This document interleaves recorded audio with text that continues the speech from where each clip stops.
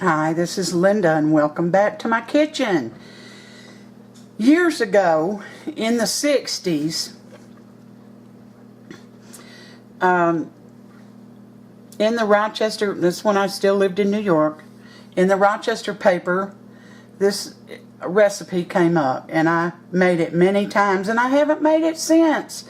So I thought we all would share it together because it was good. In this bowl, the original recipe says 5 1/4 ounces or 1 pouch of mashed potato flakes. I don't find them in pouches anymore, so I measured out 5 3/4 ounces and it comes to 2 cups. So it's 2 cups of mashed potato, instant mashed potato flakes. And then you take a 1.5 cups of sour cream and you add a 1/2 cup of water to it, and you get it mixed up. Pour the two together. Don't expect this to be a real creamy mixture because it won't be. It's going to be crumbly. You need a 9 by 13 pan, ungreased.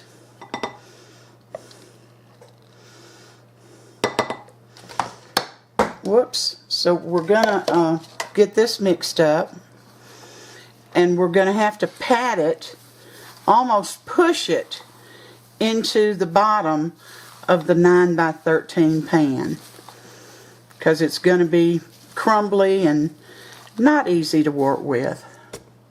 Alright guys, I just kind of used the palm of my hand and got it down in the bottom of this ungreased 9 by 13 pan, and I pushed it in.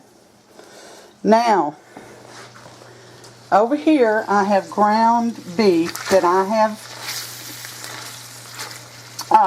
ground up, drained, and added a 1/2 cup of water.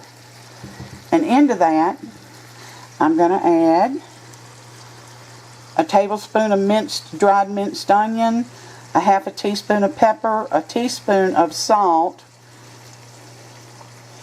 and anywhere from 1/8 to a 1/2 teaspoon of oregano. And if I said teaspoons in the minced onion, it was tablespoon. 1 tablespoon of minced onion. And that's going in.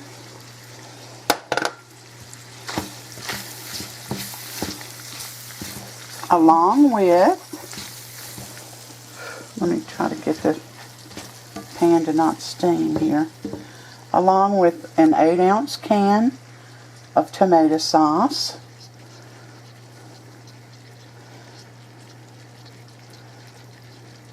You can use two 8-ounce cans of tomato sauce, but I chose to use an 8-ounce can of tomato sauce and a, let's see, I think this is 10 ounces. 10 ounces of Rotel, mild Rotel, because it called for tomato sauce with tomato bits, and I can't find any these days. And then a can of Mexicorn. It says undrained.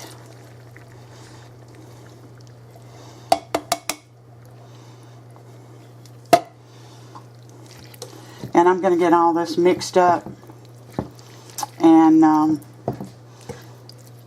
heat it up some and let some of this water absorb.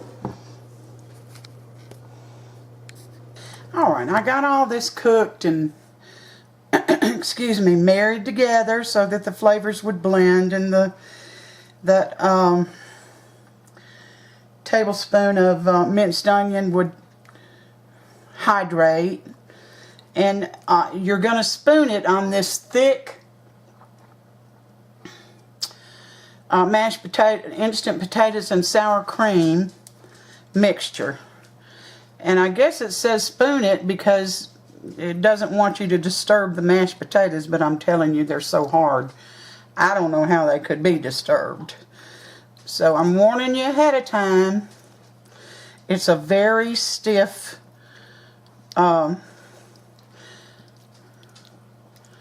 combination, but don't be tempted to add any more sour cream or water. You just leave it the way it is. And this is called Super Supper. If I didn't tell you, it's Super Supper. Because it's got the vegetables and the meat and the potatoes, everything all in it.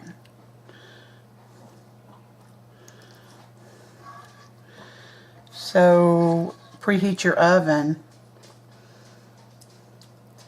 to 350 degrees.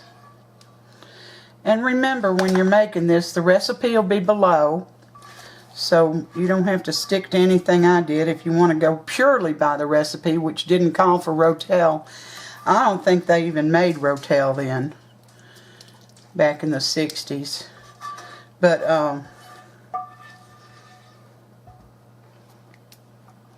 there you go.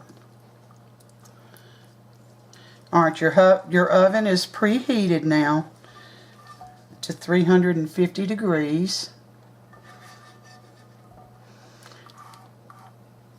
Let me get this out of the way because it's hot. And you're gonna, according to the recipe, you're gonna sprinkle a half a cup of cubed cheese on it. Well, I'm wondering if they used cubed cheese because back then they didn't have shredded. Well, guess what? I'm using shredded. It's easier, guys. It's easier. If you want to use cubed cheese on top, you go ahead. But I am a modern kind of cook. And I may be adding more than a half a cup. But you know, you don't want to add so much it makes a thick coating on top. To me, that's too much.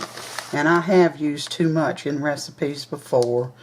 So I'm trying to get over that. Because you all know I'm a cheese lover. But this is going to bring back some memories for me.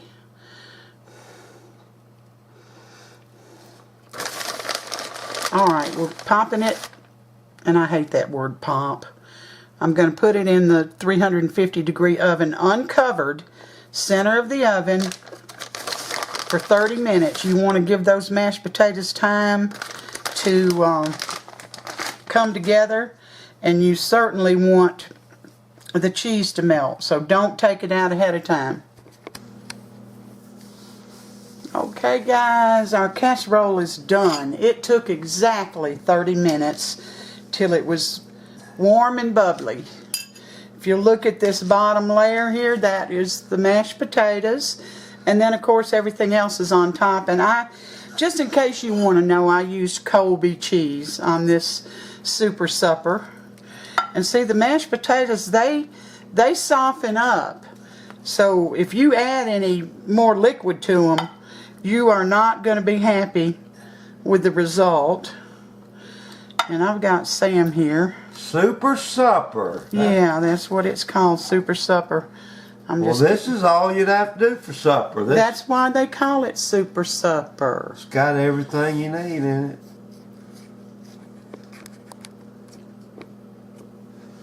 So go ahead and eat, Sam.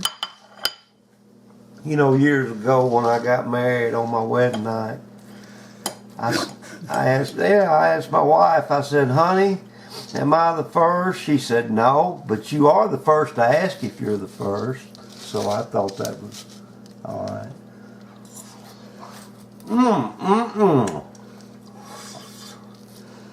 You may need salt and pepper. That's, you know, up to you.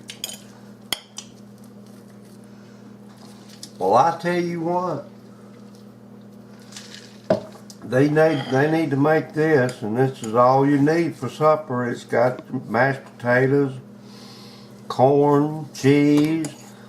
Tastes a little Rotel, I believe.